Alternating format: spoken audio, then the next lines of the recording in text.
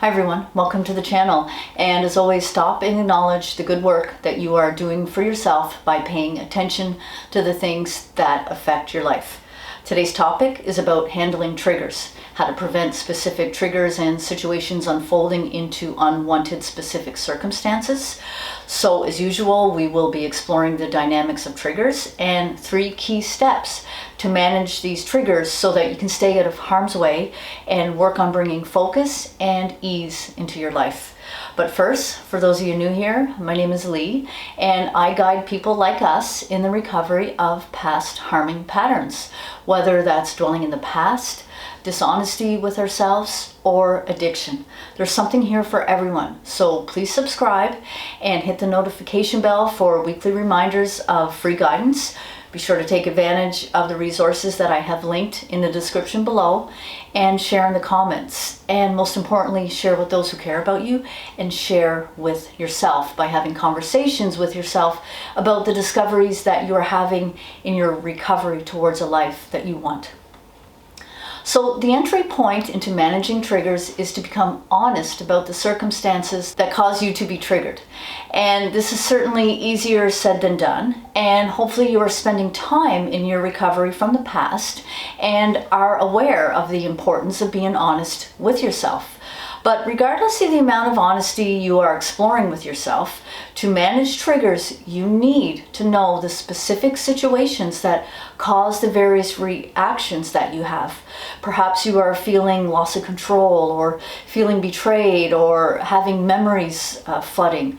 Perhaps you are becoming exposed to events and people that are reminding you of things. And these reminders don't have to be bad. They can be pleasant memories, such in the case of addiction, where we have good memories of good times that led to eventual bad times. Or perhaps you're feeling smothered, or maybe there's a time of year around the corner that brings challenge. So, regardless, in your initial approach to navigate triggers, you must become honest about where you are and get committed to recognizing your triggers.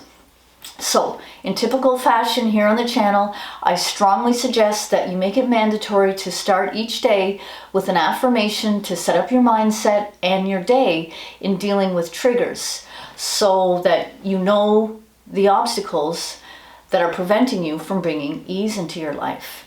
And so maybe put this on a sticky note somewhere. I will push my honesty with myself to become aware of my triggers. And certainly create one for yourself, an affirmation that will apply directly to your situation.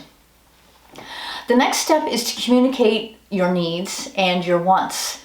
And to who, you might ask? Well, first and foremost, these self-discoveries always start with you. You know what is going on when that anxiety comes on, when that fear of failure creeps in, when the changes in sleeping and eating patterns happen, when your gut and head and heart start to churn and cause that discomfort. You know that. So you need to communicate with yourself what you need to do to keep your head above the water and stay focused on the intentions that you have for yourself. So take an inventory of upcoming events to manage, for example. Make a list of the small things that trigger you on a daily basis that lead to overall frustration. Or create a set of boundaries to keep in place for yourself, like thinking about your involvement with certain people or events. And this is where you tap into that honesty that you have committed yourself to.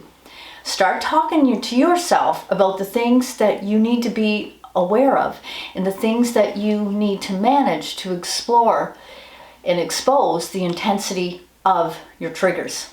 And in this step of communicating, communicate with others as well. Perhaps others can help you with the demands that you have on yourself.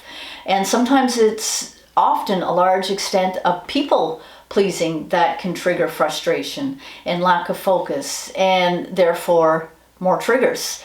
So talk to others and let others know your new limitations of involvement. And as always, do this with as much confidence and belief in yourself that you can gather in your plight to navigate your triggers. So reach out to those who care about you, or support groups or counselors that may help you deal with the triggers in your life now that you have committed to doing this. And the final step for today's discussion is consistency. Like anything else, when you start taking steps towards a better life, and that can range from keeping you safe from potential harm, to staying focused on specific goals, to having some peace of mind. And perhaps it's a blend of all of the above. You need commitment. And this may seem obvious, but in the approach to triggers, it's key to take daily awareness and action. And here's why.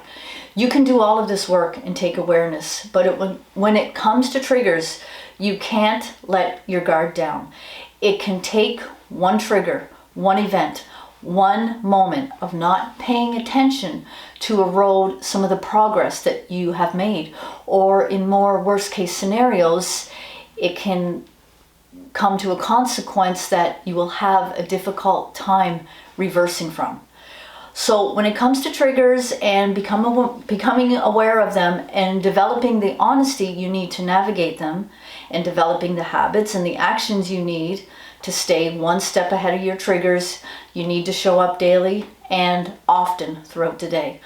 And this is where the blend of affirmations and inventory and honesty and communications and actions come into play daily.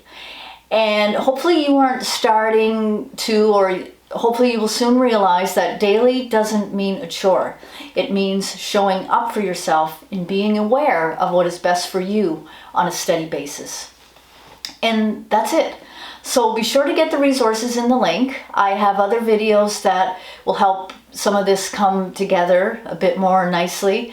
And check out Envision Your Recovery course link for a dedicated 8-week program to develop your honesty and acceptance with yourself so that you can become the person that you want to become.